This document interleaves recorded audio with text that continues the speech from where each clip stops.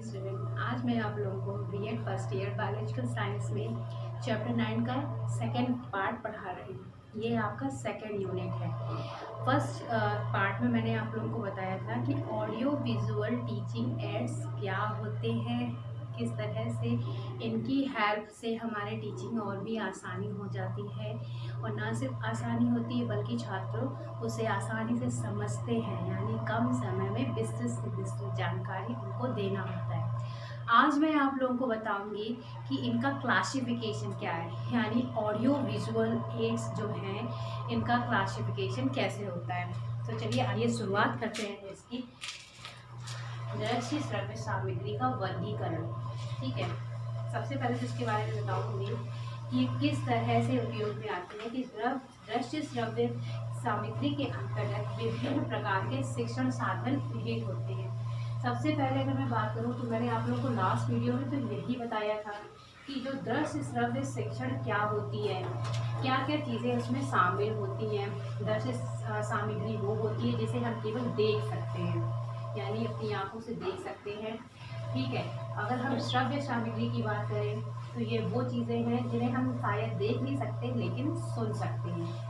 और दृश्य श्रव्य सामग्री वो होती हैं जिनको हम देख भी सकते हैं और सुन भी सकते हैं। तो सबसे पहले हम बात करते हैं दृश्य सामग्री की कि ये विजुअल एड्स क्या होते हैं। ग्राफिक्स, मैप, चार्ट, डायग्राम, यानी कि ये ग्राफिक मैप होते हैं। आप लोगों ने देखा होगा ना कि आप लोगों के पास चार्ट होता है या फिर मैप होता है, तो पूरे वर्ल्ड का मैप बना होता है। तो ये ग्राफिक्स चार्ट्स, ये मैप होते हैं। ठीक है, यानी इनको आप देख सकते हैं। डायग्राम हो सकता है, फिल्म स्ट्रिप होती है। फिल्म स्ट्रिप क्या होती है कि इसमें एक के बाद एक चित्र प्रस्तुत होते रहते हैं। ठीक है, स्लाइड, फिल्म स्ट्रिप और स्लाइड कुछ कुछ एक जैसे ही होते हैं। स्लाइड यहाँ पे कई तरह की हो सकती है कि एक के बाद एक स्लाइड भी प्रस्तुत होती है। स्लाइड में कई सारे चित्र बन, एक स्लाइड में एक चित्र होता है और इसी तरह से बहुत सारी स्लाइड्स होती हैं जो इनमें चित्र बनता है। बुलेटिन बोर्ड, बुलेटिन बोर्ड एक तरह का बोर्ड होता है जिसमें कोई भी न्यूज़ होती है उसमें फिक्स कर दी जाती है, लगा दी जाती है, तो लोग उसे अपने आसानी से देख लेते हैं, समझ लेते हैं। चॉक बोर्ड एक तरह से यही बोर्ड है, हालांकि इसमें मार्कर का यूज़ किया गया है। तो chalk board black and white होता है।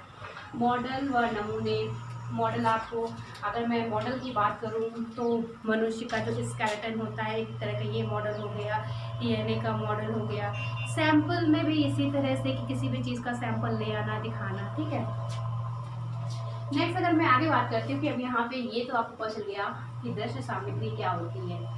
श्रव्य सामग्री की बात करें तो श्रव्य सामग्री में सबसे पहले तो ये होता है कि रेडियो, ग्रामोफोन, टेप रिकॉर्डर, यानी इसमें बोलने वाले जो व्यक्ति हैं आप उनको सुन सकते हैं लेकिन देख नहीं सकते हैं कि ये कौन है, कौन बोल रहा है, ये नहीं। तो श्रव्य सामग्री में केवल वो जिनको आप सिर्फ देख सकते हैं। दृश्य सब सामग्री में सुन सकते हैं, देख नहीं सकते, देखना से किस बनता।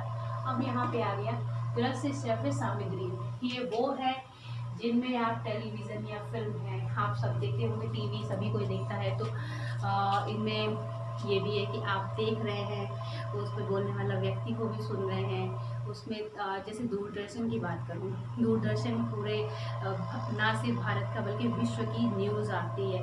इन न्यूज़ में कई तरह की चीज़ें समाहित होती हैं, क्या क्या घटनाएं घट रही हैं, कौन सा नया आविष्कार हुआ है, कौन सी नई खोज हुई है, क्या हो रहा है, क्या नहीं हो रहा है। तो आप ना सिर्फ उनको सुन सकते हैं बल्कि देख भी सकते हैं। ठीक है, अब इसी के आधार पर मैं आगे विस्तृत चर्चा करना चाहूँगी इस पर कि एक दूसरे प्रकार के विभाजन में निम्न दो प्रमुख विभाजन इनके उपयोग करने के तरीके पर आधारित है। यानी अभी तो इनका ये विभाजन किया गया, अब एक दूसरे तरह का विभाजन है जिसके आधार पर इसके आधारित तरीके हैं जिसके बारे में वर्णन किया गया है। सबसे पहले है मशीन संचालित साधन। तो यही बना देती हूँ जगह कम है। मशीन संचालित साधन, यहाँ पे मैं अगर बात करूँ तो इसमें किसी मशीन की आवश्यकता नहीं है। बुलेटिन बोर्ड में किसी मशीन की आवश्यकता नहीं है। चॉक बोर्ड में भी किसी मशीन की आवश्यकता नहीं। मॉडल व नमूने भी हैं जिनमें किसी मशीन की आवश्यकता नहीं। केवल फिल्म, स्ट्रिप और स्लाइड ऐसी चीज़ें हैं जिनमें मशीन की आवश्यकता होती है। अगर हम यहाँ पे बात करें, जो देखने वाली सामग्री है, रेडियो, ग्रामोफोन, टेप रिकॉर्डर, इनमें मशीन की आवश्यकता होती है, क्योंकि बिना मशीन के ये हम इनको सुन नहीं सकते। अब अगर इसी बारे में बात करूँ तो जो ऑडियो विजुअल एड्स हैं, तो इसमें टेलीविज़न और फिल्म, ये दोनों ही मशीन के द्वारा संचालित साधन हैं। तो आइए बात करते हैं कि इनके द्वारा कौन कौन से साधन हैं जिनके बारे में हम लोग चर्चा करते हैं। सबसे पहले बात करेंगे कि ये वे शिक्षण साधन हैं जिनका शैक्षिक उपयोग करने की सहायता से ही संभव हो मशीन आधारित साधन कहे जा सकते हैं। यानी कि जो शिक्षण में उपयोग किए जाए वही हमारे मशीन संचालित साधन है। सबसे पहले हम बात करेंगे, इनका उपयोग केवल टीचिंग में ही उपयोग किया जाता है और कहीं नहीं किया जाता। सबसे पहले है ओवरहेड प्रोजेक्टर या ट्रांसपेरेंसी, स्लाइड और फिल्म स्ट्रिप। मैंने आपको पहले ही बताया था कि क्या होती है। सबसे पहले ओवरहेड ट्रांसपेरेंसी, ओवरहेड ट्रांसपेरेंसी, ठीक है। फिल्म स्ट्रिप हो गया,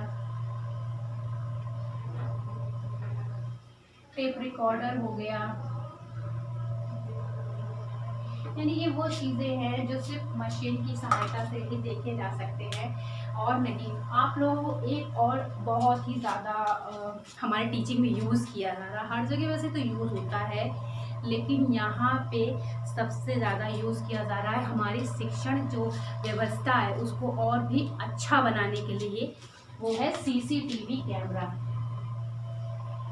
आप सभी जानते होंगे कि जो नया रूल्स आया है गवर्नमेंट का, उसने ये कहा है कि हम हर कक्षाओं में सीसीटीवी कैमरा होना बहुत ही आवश्यक है। इसमें ये पता चलेगा कि छात्रों की क्या एक्टिविटीज़ है, साथ ही साथ शिक्षकों पे भी नज़र रखा जाएगा कि वो अपने शिक्षण साधन में किस तरह से चीज़ों का उपयोग करें, किस तरह से उनकी टीचिंग मेथड है।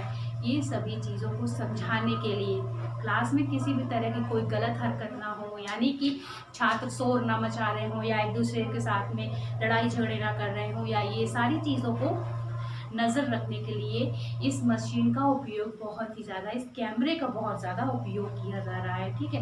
नेक्स्ट अगर मैं आगे बात करूँ आप लोगों को ये तो समझ में आ गया होगा कि सीसीटीवी क्या होता है। इसको हिंदी में बोलते हैं बंद परिपथ दूरदर्शन, ठीक है। नेक्स्ट है हमारा मशीन अनाधारित साधन, नॉन मशीन डिवाइस। यहाँ पे तो मशीन का उपयोग हुआ था, अब यहाँ पे हुआ था अनाधारित मशीन साधन। यहाँ पे उनका उपयोग हो रहा है, यहाँ पे तो मशीन का उपयोग हुआ था, अब ये वो साधन है जिनमें मशीन की कोई आवश्यकता नहीं है, बिना मशीन के भी ये जैसे सब साधन बन सकते हैं। जैसे कि अगर मैं बात करूँ कि चार्ट जो होते हैं, maps, cutouts, picture, flash cards, model, आप देखते होंगे कि बहुत बड़े बड़े पोस्टर्स लगते हैं लोगों के, कोई भी नया ऐड आए या कुछ भी ऐसी चीज़ आती है, बड़े बड़े पोस्टर्स होते हैं, ठीक है, चार्ट्स के मॉडल्स होते हैं। ये सारी चीज़ें क्या हैं, हमारे लिए दृश्य साधन है और बहुत ही उपयोगी। इनके लगाने से लोग जागरूक भी होते हैं। कई बार जो रैलियाँ निकाली जाती हैं तो बड़े बड़े पोस्टर, चार्ट, मॉडल, ये सब देख के लोग निकलते हैं, इसके प्रति लोगों को जागरूक किया जाता है। क्यों? वो इसलिए कि हर जगह मशीन तो नहीं उपयोग की जा सकती, हर जगह मशीन तो नहीं ले जा सकते, लेकिन ये चीज़ें आसानी से उपलब्ध होती हैं, कैरी करने में इनको आसानी होती है और लोग उनके प्रति जागरूक भी होते हैं, इसलिए ये बहुत ही महत्वपूर्ण है। ये तो आप लोगों को पता किया कि ये क्या है। अब नेक्स्ट बात करते हैं जनसंचार साधन, मास मीडिया जिसे हम लोग बोलते हैं, मास मीडिया या फिर जन संचार साधन। बहुत ही इम्पोर्टेंट है, अक्सर इसके बारे में यही क्वेश्चन पूछ लिया जाता है कि मास मीडिया क्या होता है, या जनसंचार साधन क्या होते हैं। तो सबसे पहले इसके बारे में अगर मैं बात करूँ कि जनसंचार साधन क्या होते हैं, इसके प्रति लोगों को मास मीडिया से करते हैं, क्योंकि मास यानी जहाँ लोगों का बहुत ही ज़्यादा लोग जहाँ पे इकट्ठे हों वो मास, ठीक है। मीडिया यानी कि संचार साधन।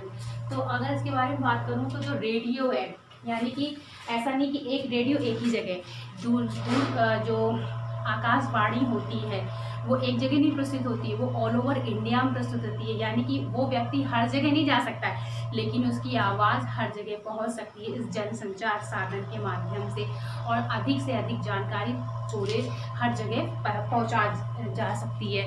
नेक्स्ट अगर मैं बात करूं कि रेडियो के अलावा और क्या क्या है, तो फिल्म है। फिल्म भी ऐसी चीज़ है जो मास मीडिया का काम करती है। नेक्स्ट है दूरदर्शन, यानी कि सैटेलाइट, सीसीटीवी, ये भी एक तरह की मास मीडिया का बात करती है। एक अन्य प्रकार का प्रचलित वर्गीकरण होता है कि किस तरह से इसमें इनका उपयोग हो सकता है। जैसे कि अगर मैं यहाँ पे बात करूँ कि प्रोजेक्ट साधन तथा नॉन प्रोजेक्ट साधनों के रूप में है। एक अन्य ये प्रचलित वर्गीकरण है कि प्रोजेक्ट और नॉन प्रोजेक्ट साधनों के रूप में है। प्रोजेक्ट साधन ऐसे शिक्षण साधन हैं जिन्हें किसी अन्य साधन द्वारा स्क्रीन पर प्रोजेक्ट किया जा सकता है, जैसे कि फिल्म स्ट्रिप, स्लाइड आदि। नॉन प्रोजेक्ट साधन हैं जैसे कि ये वो हैं चार्ट्स, मॉडल, नमूने। ये फिल्म और जो फिल्म स्ट्रिप है, क्या होता है कि कोई छोटे छोटे नमूने सैंपल्स बना दिए जाते हैं। फिल्म स्ट्रिप की आपने देखा होगा पुराने ज़माने में कि फिल्म स्ट्रिप जैसा कुछ ऐसा होता था, ऐसी होती थी, ठीक है। तो बीच बीच में इस तरह से स्ट्रिप, ये पूरी फिल्म हो गई, ये स्ट्रिप हो गई, इस तरह से स्ट्रिप बनी होती थी। और ये एक के बाद एक, हर एक स्ट्रिप, ये पूरी एक स्ट्रिप बनाई जाती है। इसमें हर एक स्ट्रक्चर होता था, जो एक के बाद एक रोल ऑन होता था और उसमें जो स्ट्रक्चर होता था वो दिखता था। तो इसी तरह से ये फिल्म स्ट्रिप होती है। आज मैंने आप लोगों को ये बताया कि दृश्य श्रव्य सामग्री का वर्गीकरण क्या होता है, यानी ये 3 तरह के होते हैं: दृश्य सामग्री, श्रव्य सामग्री, दृश्य श्रव्य सामग्री। दृश्य में होता है graphics, map, chart, diagram, film strip, slide, bulletin board, chalk board, model व नमूने।